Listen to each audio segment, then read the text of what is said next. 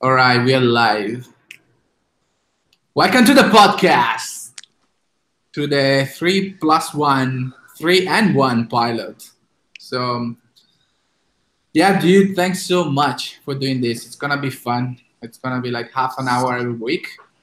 I don't think we need an introduction to our thousands of viewers, but yeah. Anyway, we met in Melbourne through our common friend Jacques, and we watched a lot of basketball together. Big fans. We played a little bit because I'm I don't like to play as much as you do. Um, but yeah, and the name of the podcast is 3-1 because I remember we watched the game six game six of Miami San Antonio in 2013 with the Ray Allen three pointer. Um, Yeah, and there was I don't think I ever been that angry for I didn't even go for the Spurs, and I didn't even go, I didn't hate Miami, but I don't know why I wanted the Spurs to win. And it's interesting that you chose the name of a very sad moment, at least for me, as the name of your podcast. Thank you. yeah, I think you actually drove me back home because you actually needed to leave the house, and I'm like, oh dude, I'm gonna walk back home. And I think you lived in, where did you live back then? Did you live I in think it was Richmond? in Richmond. Yeah, I think it was Yeah. in Richmond that we watched this. Yeah. Yeah, and I think I lived in St. Kilda, and I'm like, I'm gonna walk back home. I need to de-stress. You're like, nah, don't worry. Like, I'm gonna drive you.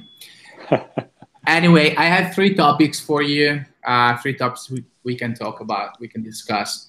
And the first one is something that I actually mentioned to you a couple of days ago. I watched the ending of Detroit, Philadelphia today, and you did as well. Let's talk about Markelle.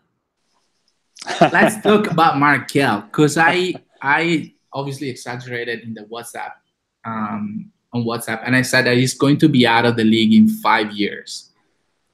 Yeah. That's a big one. My points here are pretty simple. He's very slow. His his pace is completely different from the Sixers, from the pace of, even Embiid. Embiid is, when he's got the ball, he's a fast player. He goes right to, outside to Redick or to Saric, or he goes straight to the basket. But Fultz just slows down the play so much. And also, I guess for me, what makes it me disliking Fultz is Jason Tatum.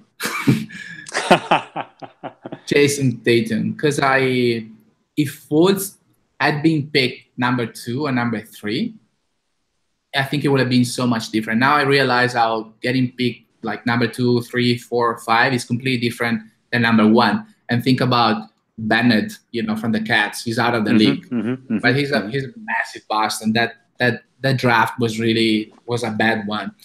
But for me, Markelle Fultz, obviously, I don't think he's gonna be out of the league in 5 years. That's an exaggeration, but he's never gonna live up to, not even my fellow citizen Andrea Bargnani. He had a couple of seasons where he had 20 points and 5 rebounds, even if he's a 7-footer. But Markelle is just disappointing me on a daily basis, man. I think we have to. So obviously, I watched the game today. He was not on the court to finish for the end of the game. I don't think he finishes the games at the moment. He's I think he's still probably not fully trusted by the Sixers, but he's a guy who he doesn't have yet a lot of games in his career. I think it's a big statement to say that he's not going to have an impact after how many games has he played? Maybe I don't know, 10 to finish last year, and three this year, 4 this year. It's too early to say. I think whether or not he's going to be a bust. You have to give him time. You have to consider him a rookie. Even if he's not technically a rookie, it seems to be a thing of the Sixers anyway. and see how he develops. I think he certainly went through like a loss of confidence.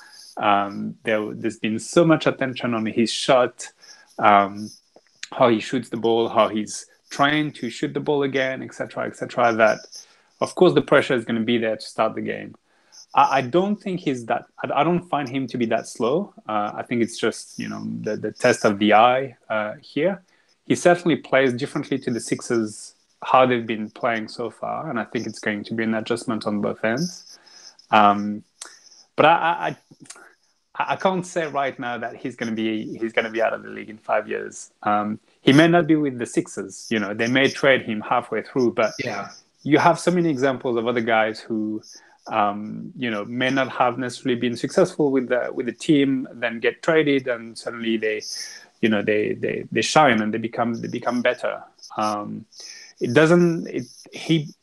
He may not be a superstar. I don't know yet if he's going to be an all-star, if he's going to be at that level. But I don't think he's, he has, you look at his size, you look at his hands, the way he penetrates, he does have skills which are applicable to the NBA as well. And I think that he can still be relevant to the league. And I think you have to give him time. And, I like the fact that the Sixers are saying, well, you know what, we're going to start him. And he may not finish the games, but at least we want him to feel like he's a starter, build his confidence and trust the process, kind of. But man, why do you trust the process? And, we're talking about the Eastern Conference. We have 5 teams, maybe 6 teams that are really good. And that LeBron, in the last 4 years, he just played a couple of games because he knew that whenever he could just go on a streak and get like 6-7 wins in a row and get number 2 or number 1 in the Eastern Conference. But my point is, why do you believe in Fultz? Why do you say you believe in Fultz so much? And then for the last 8 minutes of the game, like tonight, you play TJ McConnell. I love TJ. Yeah. He's really good for me. Like, I think it could be like a potential like lineup, starting 5 playmaker. But why don't you play Markelle Fultz?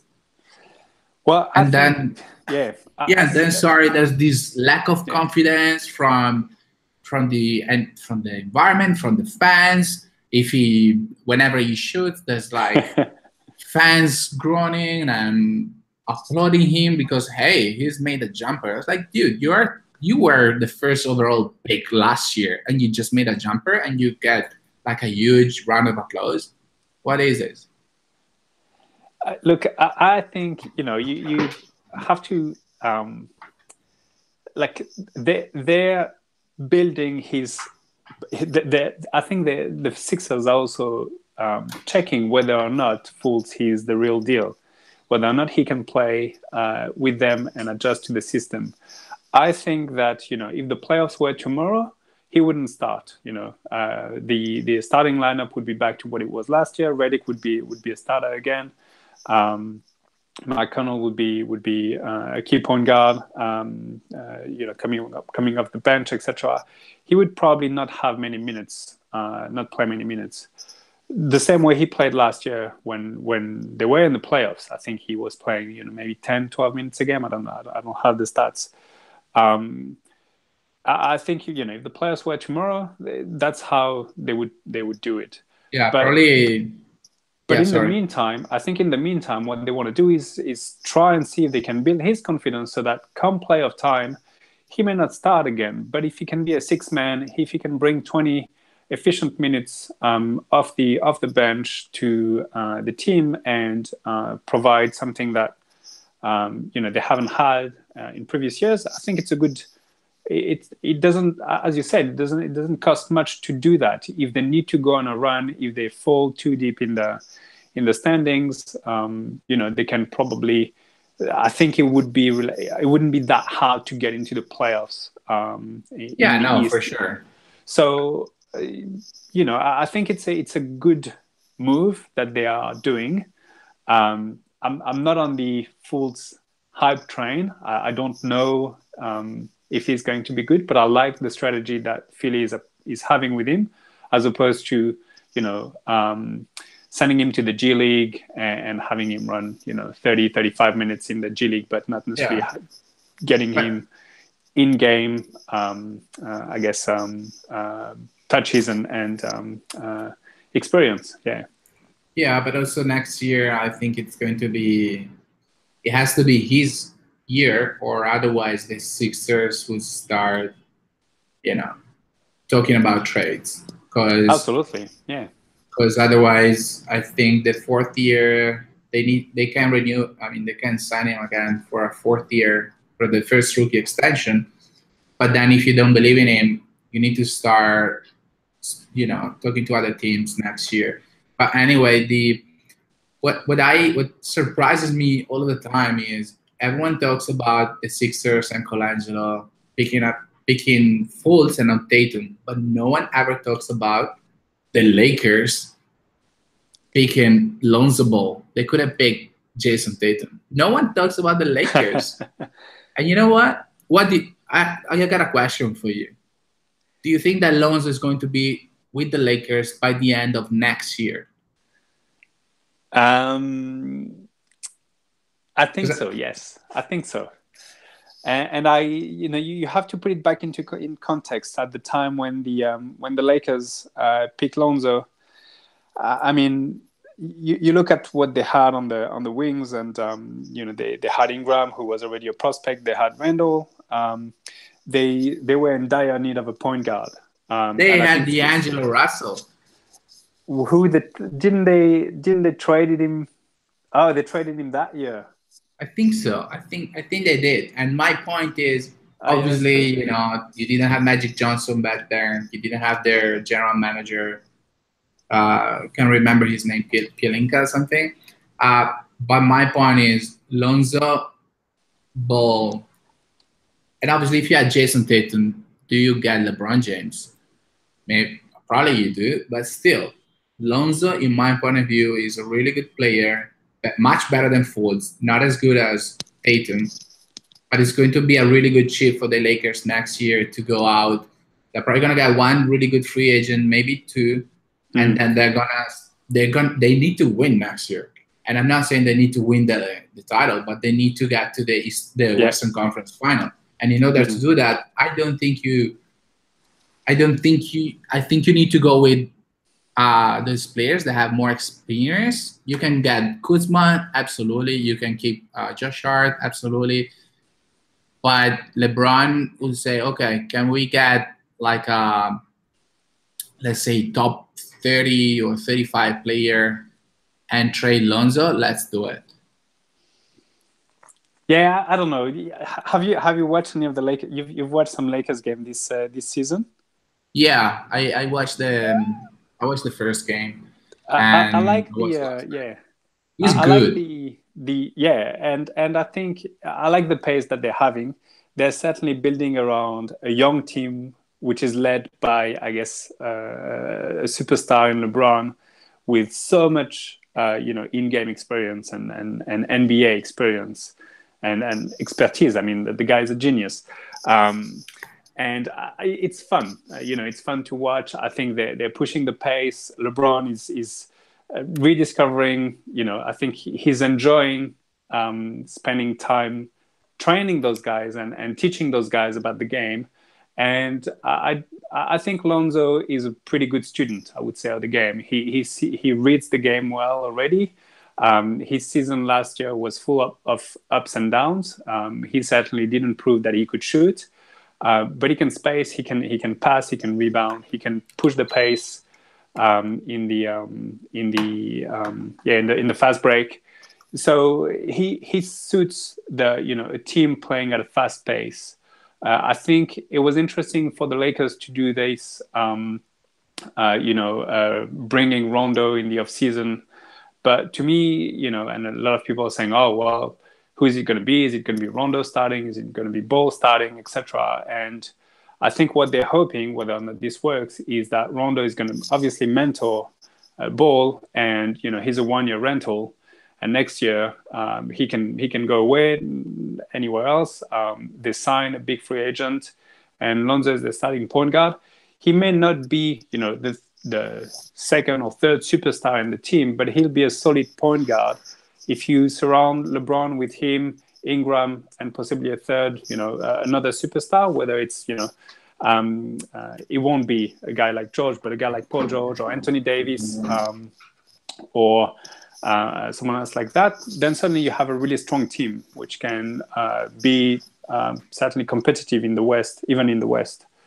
You look at what the Rockets have done with, everybody was saying that Harden and Chris Paul was never going to work, and ultimately it still works. So, makes sense. But let me ask you like one question, and then we can move to the other topic. Yes.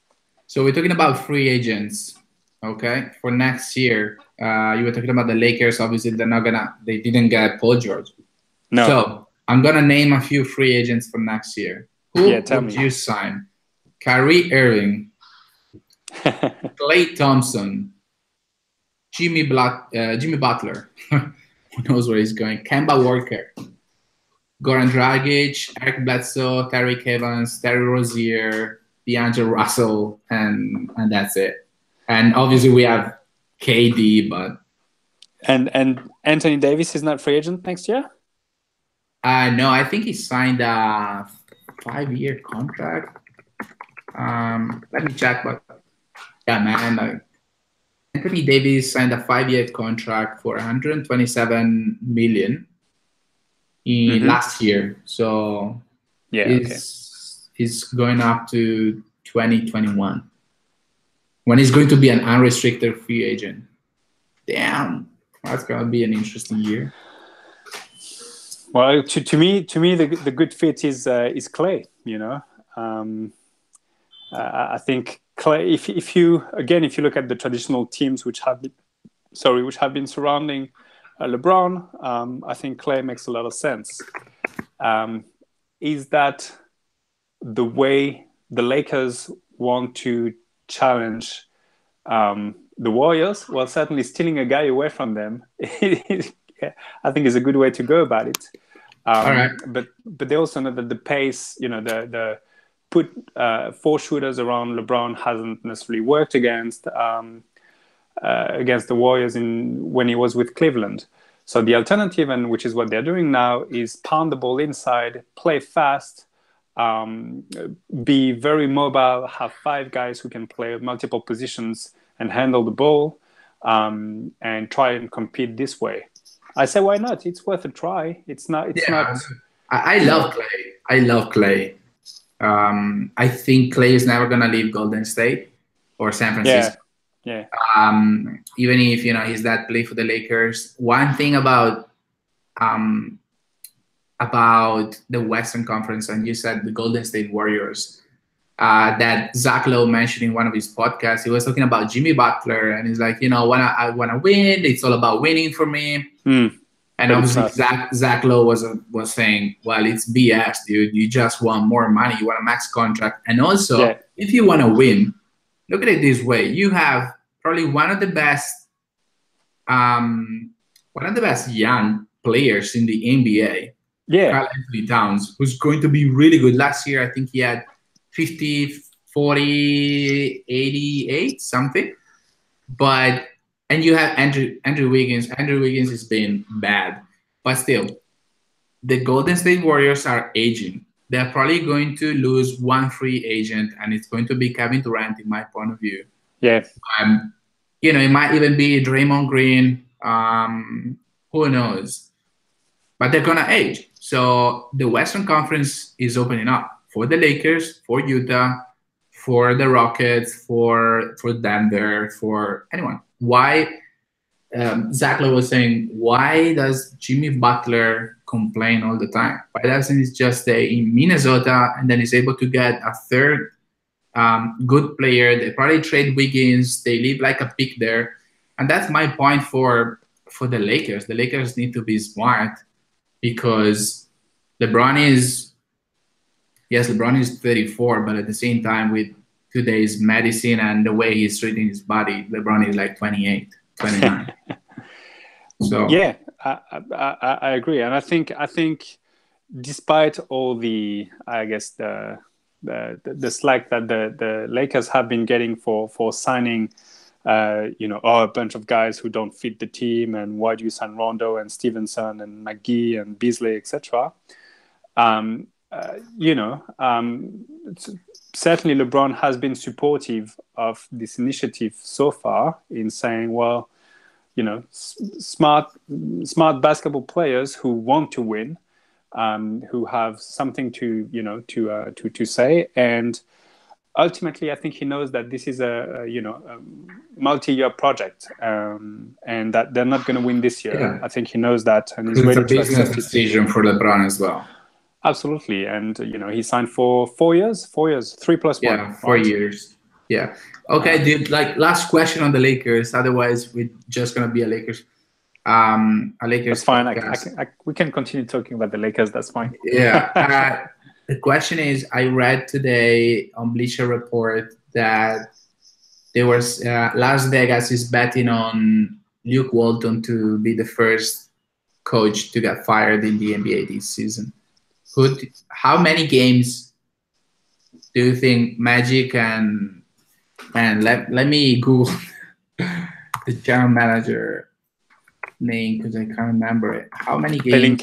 Rob Pelinka. Rob Pelinka. How many games do you think they're gonna wait to say, "Hey, Luke, thanks so much. We thought you were part of this process, but it's just not working, and it's not gonna work." So let's say, hey, the Lakers have 15 games, and they get to those 15 games, and they are 4-11. I think they give him the season. I don't think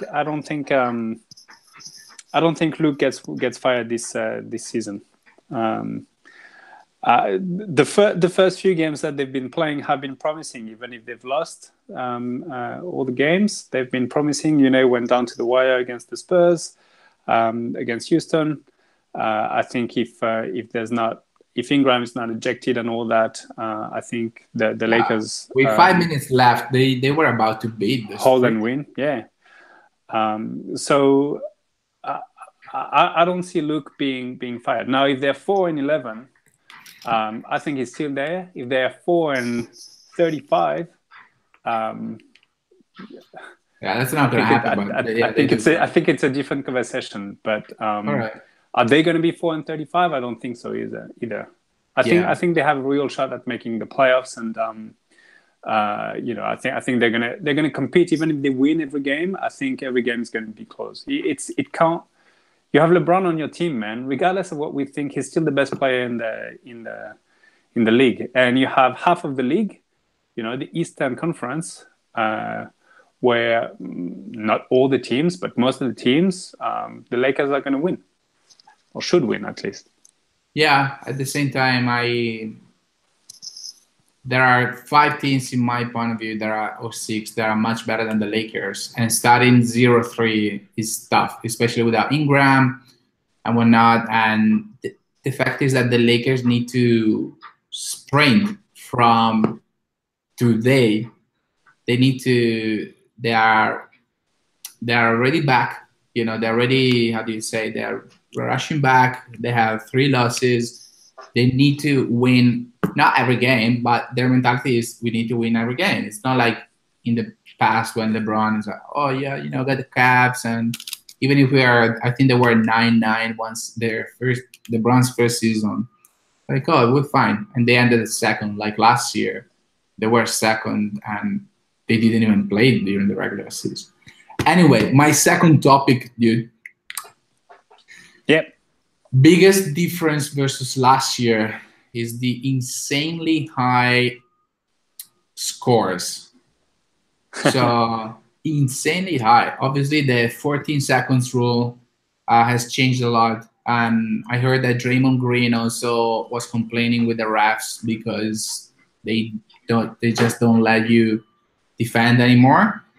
My question, and also I read that, obviously Tracy McGrady today was like, with this league, I could score 40. I think that MJ with this league he could score 50, because every every offensive rebound or every foul, Yep. you just cut 10 seconds. That's a lot. You're going up to 130, 120 average. And I was surprised by the Nuggets, who were able to, to keep their opponents down to less than 100 points in the first 3 games. I think they conceded 112 to the Kings today. By the way, the Kings are going to be fun. They're not going to win, but they're going to be fun. Anyway, my question regarding the high scores is, do you like it? Or do you want to go back to, I remember back in 2004, 2005, when the Spurs were dominating with Bruce Bowen, like at 80 to 74 game was the norm? Okay, that's an interesting question. Here's my take. I like it, even though I'm a defense-first guy. So I certainly enjoy watching teams winning because they defend well. And you were mentioning the Nuggets keeping their opponents under 100 points, despite and at the same time having a really strong offense. I like that. But I also like the 14 seconds rule. I think that for the games that we've had so far, and I would be cautious about, I guess, the way we talk about it, because it's the first week in the NBA. The pace is crazy. I think it's going to slow down a little bit as teams start having more and more games and people get tired, etc. But you're right. I think there is a sense of the game going a little bit faster, and I like it. I think that it brings more. You have faster action in offense and defense. Both teams can, the defense doesn't have to get tired for 24 seconds in defending a play, so they have to be focused for 14 seconds, and the offense doesn't have as much time. So yes, it creates more offense, but it doesn't mean that the defense quality is going to go down. Does that make sense? Yeah, no, it makes sense. You know me, I've been watching a lot of games working from home. That's a given. And to me, what the teams have not done a great job yet, and it's going to be better next year. So the scores are even gonna be higher, are the 14 seconds. So you get a rebound, an offensive rebound, and then the offensive team is not able to create a good play. Yeah, because they're not used to the 14 seconds. I've seen a couple of times, like yesterday I think that DeMar DeRozan even. So we're talking about Popovich, the best player, the best coach in the NBA, apart from Brad Stevens last year. But I'm like, wow, that's a big change, and I think that's gonna give a big competitive advantage during the playoffs, because obviously then it becomes an individual game, like a one-on-one mostly. But also I think that the good teams, like with the good coaches and Brad Stevens, even the Lakers, I like Luke Walton, are going to come up with specific plays for those 14 seconds plays. The rule already existed for when a foul was committed. 14. So it's just a matter of, as you said, I think it's a matter of the teams adjusting and realizing that this is kind of a similar timing and having, because teams already had set plays, for when it was reset to 14 seconds after a foul. The difference is that when you had a foul, you had an inbound, so you could at least very quickly, even if you had 3 seconds to get the inbound, etc., activate a system. On an offensive rebound, you don't have, the ball quickly moves. They're basically trying to get another basket as quickly as possible, and the teams kind of scramble. I think when the teams start to adjust and realize, okay, we get the rebound, we put it back to the point guard, and one of the 14-second system that we have is this. Let's do it. I think we're going to see more quality offense as well. Yeah, I agree. So last topic for me for this pilot. I know you go for the Lakers.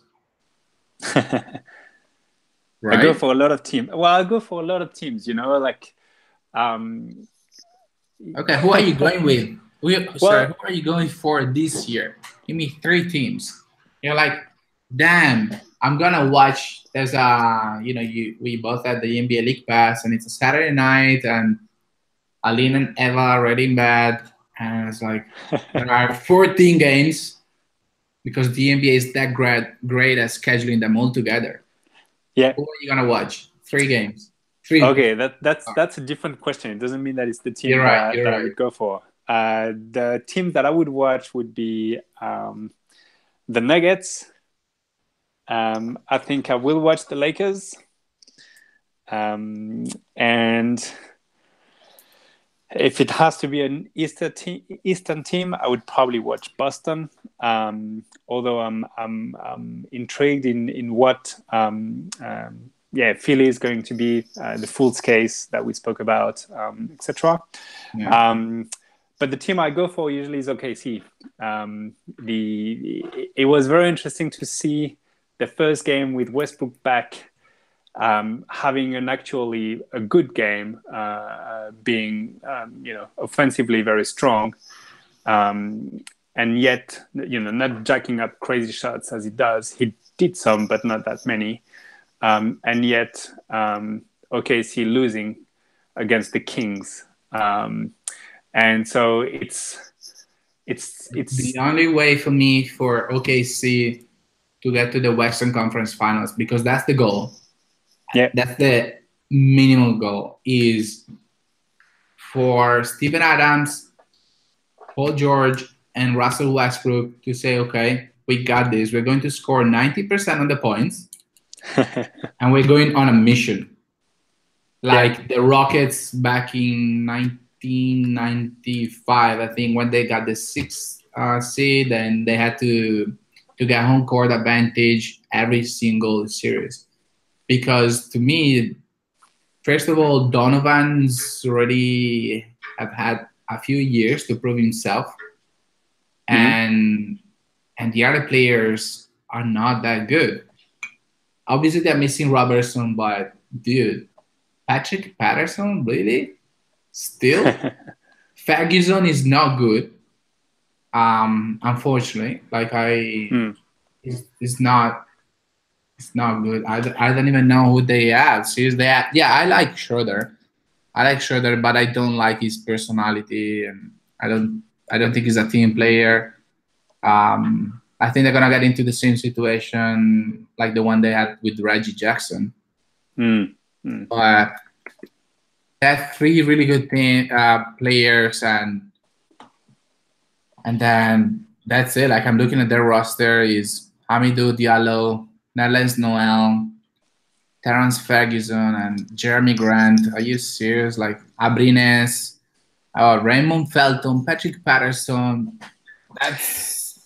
It's interesting because I think it's a lot of guys who in another team may have, depending on the context, may have a lot of success, but for some reason it's not clicking in OKC with all these players. Abrines could be has the potential to be a very good, 3-point shooter of the ball, kind of JJ Redick style, and yet he doesn't convert at a high clip. That's what I'm saying. Like, Nerlens Noel has shown that he could play. A couple of years back, he was certainly quite decisive and both on offense and defense. They signed him for cheap. I think it's a gamble. But we'll see if that translates. Patrick Patterson with Toronto was pretty good, as a I guess a utility player, not an offensive superstar, but just doing all the little things. And I think they lost a year on him because they brought Melo last year. But so far he hasn't shown what he showed in Toronto. So it's But that's also why, to me, it's Donovan's. It's got to be Donovan's responsibility, because we are down to. I was thinking, you were talking. I'm like, well, if you have a look at Golden State, they don't have a much better roster. Obviously, they have, look at them. Damian Jones. Who's Damian Jones? Seriously, no one knew about him. They have Jerebko, who I really like. Jerebko played really well in Utah last year. And then Obviously, they have Iguodala, but then who do they have? Like Kevon Looney, who's like a product of Steve Kerr, Jordan Bell. There was a steal. Quinn Cook, again, product of Steve Kerr. Obviously, they have Iguodala, but it's not that. There's not there's not a huge discrepancy.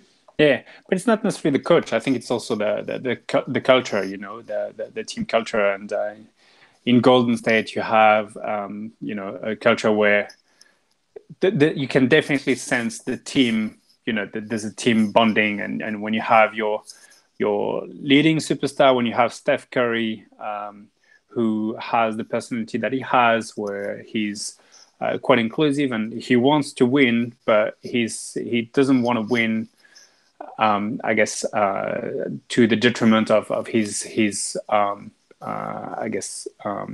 teammates. He doesn't mind that KD takes the last shot, or he never has a bad word about any of his teammates or the coach, etc. It's part of the culture, and I think Steve Kerr has the same approach. You don't have that in a lot of teams, and I think that's where Golden State is quite it's the culture different. I think OKC. I think I agree with you in the sense that they have to go on a mission. Paul George decided to re-sign with OKC. He liked what he saw there. I think they need to tell him, well, show us what you got. And it's not just about putting up 25 points a game. It's about winning the game. And imagine they get out of the first round again. They need him to be on his I guess, on a mission. I think Westbrook is always going to be there, regardless of what happens. But they need him to seriously focus for every single game that they're playing, and play like they want to murder the other team every time, and they want to win every single game. I think it starts with these two guys, and I think the rest will follow. In terms of motivation, you can sense that there is something which is currently not there with OKC. I think, remember the season when Russ got MVP, and when he was on the mission to get his MVP title, but you had the team behind him. Like, he was lifting the team just by his hustle and his plays, and they were winning games thanks to him, but also thanks to the other players, of course, because they were playing at a slightly higher level than maybe what they would have played if Russ wouldn't have played that way. Does that make sense? Yeah. So there's been a lot of talk about him, getting to the triple-double, etc., but he also won some games, got them into the playoffs. And if you have two guys who have that type of energy in the team, it's contagious, and it's much more than just one guy who's on a mission. And I think if Paul George can bring that to the table, to OKC, they have a chance. But they need to start now. There's not much, you can't wait too much in the West to figure things out, I guess. No, exactly. You got the Lakers. You got the Warriors, the Rockets, Utah, Denver, and New Orleans. OKC, New Orleans. That's already 6 teams. Yeah. Portland, the Spurs. 2 of these teams, the Lakers, 2 of these teams, Minnesota, 2 of these teams are not going to get home court advantage. They're not going to win a playoff series next year. Anyway, man, I'm done with my topics. If you have one more, if you have like the and one topic or question, I'm here to answer. Okay. So just to, I guess I'll just follow up on what you just said in terms of the teams not getting their home court advantage. And, you also asked me a few days ago about my bold predictions. And when I gave it some thoughts, they were, I guess, kind of bold and possibly realistic. But I did think about what could happen based on this very, very small sample that we've seen so far. And one of my bold predictions, which is, given the start of the season, well, certainly right now you can make a case for it, and I want to hear your thoughts on it, was Houston, the Rockets, make the playoffs but don't have home court advantage. What is, in your mind, the likelihood of this happening? It is possible. It is possible. But I also think that I'm not 100% sold on Utah. I love Utah, but they didn't start very well, to be honest. In the first game against the Kings, they were, I think, down 20 points, and then they were able to get back. Obviously, they beat the Warriors and dude, the atmosphere in that game was crazy. That was like the second game of the year. And even Draymond Green was like, dude, I love the atmosphere. But and Denver is so young and such a it's not young. It's such a young team that I don't think they're going to be up there for the whole year. I think Houston is good, but I think that James Harden is going to relax a little bit during the regular season. He's got his MVP. I do think they're gonna have home court advantage, but it's going to be number 4. Interesting. So, who do you have top 3? The Warriors? Good question. I have the Warriors. Yeah, you're right. Like, who do you put up there? I got OKC, to be honest. I think they're going to figure it out. And I have Utah. And then Utah. Okay. Yeah. So you don't put New Orleans. You don't put Denver. No.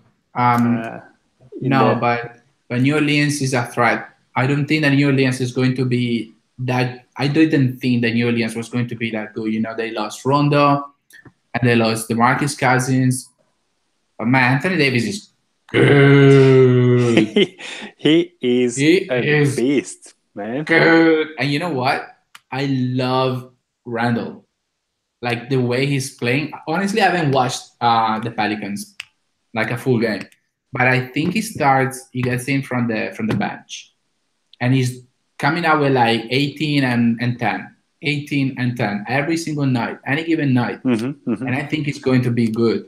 I don't know, maybe no one talks about that. Maybe it's the market. Jerry, Drew Holiday, thank dude for my fantasy. He went on 2 out of 15 game last night. But I don't know. I'm not sold on the Pelicans. And Denver is going to be good, but it's going to be a matter of games. That's why I'm saying the Lakers started 0-3. Yeah, but OKC as well started 0-3. Yeah, but OKC, they have like 2 really good players. And once they figure it out and once Robertson gets back, I think they're going to get back. I don't know. I think that the biggest doubt of the NBA this year is who's going to be number 2 in the West. Who's going to have that seed? Because it's going to be tough, especially considering how OKC started. But you know what? Do you want to know my boldest prediction? Go ahead. One team who's not going to have the home court advantage in the Eastern Conference, but I still think they are going to, but it's a bold prediction. But I'm 90% sure they're going to lose. They're going to get out in the first round. The Philadelphia 76ers. Boom! Ooh. Yeah. What makes you say that, apart from the full story? Because last year they got Bellinelli and Ilyasova in January or February, and they did a big push. I think they went 26-5 in the last. That's true. Yeah, they finished with a strong record. If you think about Philadelphia last year, back in January, they were like, are they gonna make the playoffs? And then they went for like this run, and then they played really well against Miami, who had like a massive problem in Whiteside. They didn't even know what to do with Whiteside. Miami won in game 2. They could have won game 3. But still, Philly lost 4-1 to the Celtics. But still, I see Milwaukee being better than Philadelphia. I see Toronto better than Philadelphia. I see Boston being better than Philadelphia. And that's why I'm saying I don't know who that 4th team is going to be. Could it be Detroit? I don't think so. No, well then you have the usual suspects is Washington. You have Indiana. They need to confirm, I guess, what they did last year. I think outside of these teams, it's really hard to predict. To find someone else. I don't think Charlotte will get there. They might make the playoffs, but they won't. They won't. Yeah, no, They wouldn't challenge Philly. it's I going don't to know, be man. down to the Heat, maybe to the Pacers. I think top three: Raptors, Celtics, and Bucks. And then if you have a look at that number four, who knows? Pacers. Yeah, I don't know. I still, I definitely would say that I trust the process there, and Embiid is such a game changer that And it's crazy. he can he can win games by himself. There's only a few players in the league who can really do that, and against a lot of Eastern Conference teams, I think this will be enough. To get them to that third or fourth seed. I think so. Now, one of the things which is pending with Embiid, and I think this season is certainly going to be the revelation one way or another, is he able to sustain playing 32, 33, 34 minutes a game for a full season without getting injured, without dropping, I guess, his quality. I think this will be the real season where he's tested. Because if you remember last season, he wasn't playing into back-to-backs. They were certainly monitoring his minutes. I think he doesn't have any restrictions this year, which is good. But it also means that it's a test. If he has no problem with that, I certainly see them getting that seed. If there is problem, then all bets are off. For the East. My bold prediction for the East is that the Nets make the playoffs. I would love that. I would love that because I really like Coach Atkinson's. I really like the culture they're putting in there. I like Jared Allen. He's really good for me. It's going to be definitely a top 60, 70 player in the future. And they have Levert. Yeah, Didi. This is a really good team. I believe. What do you think about? I really like the Hornets. I like their coach. I like Kemba. Kemba's unbelievable. But I don't know what might be a surprise, but they're very young. They might get the 8th spot. I think it's going to be between the Hornets, the Magic, and the Nets. Yeah, I don't know about the Hornets. I've never. It's like they haven't found their groove, their identity. I don't know. Maybe it's because it's a small market and we don't talk about them that much. But first game Kemba was amazing, but I don't. They need a stronger supporting cast for them to make a real push and make the playoffs. Detroit's been good. Griffin, Blake and Drummond certainly have found a way to play with each other. I think for Griffin it was probably actually for both. I think it was not as hard as an adjustment as it was. Drummond was playing with Harris before, and Blake was playing with DeAndre, so they're both used to playing with a big man or like a four who can play kind of point guard or point forward. It was interesting to see that Detroit was basically handing the ball to Blake at the end of the game and in overtime as a point guard. So he was playing point guard to finish the game. But anyway, I think Detroit to me is a strong case as well to make the playoffs. And then my bold prediction would be the Nets. They just get carried on behind the Caris LeVert train, freight train, and craziness that he's currently providing, shooting 65% from the field so far in the season. Yes, sir. Which is crazy. he's not going to be able to sustain that. But he plays with intensity and passion, and you want to see that in young guys. And they have a good young core young team. I like the energy that Jared Allen is bringing as well, and I'd certainly love for them to make the playoffs as well. Nice. All right, dude. Cool. Thanks a lot. Thank you. That was fun. I'm just looking at the schedule for tomorrow. There's quite a few interesting games. I think there's quite a few games tomorrow. Yeah. Yeah, there's 13, 2, 4. No, sorry, 11. There's 11 games tomorrow. Suns, Lakers, Hawks, Mavericks with my 2 diamonds. Luka! How good is it? How good is Luka? I wasn't expecting him to drop like a 26-point game in his second game. Yeah. Oh, and Rockets Jazz. Spurs, yeah, that's gonna be a good one. Yeah. Yeah, man, and yeah, it's going to be really good. Philly, Milwaukee. I'm excited about this season. It's going to be another interesting one. Even if Golden State may win it all again at the end of the year, I think that the season is going to be quite interesting. You have quite a few guys who are challenging for that spot as to who's going to be not the next LeBron, but the next number one superstar in the league. I think you can make a case for Anthony Davis in there or for Giannis. You know what? Maybe in a couple of years you can make a case for Donovan Mitchell, and by then I can introduce you to the 10 a.m. game on Sunday. The Pelicans are playing in Utah.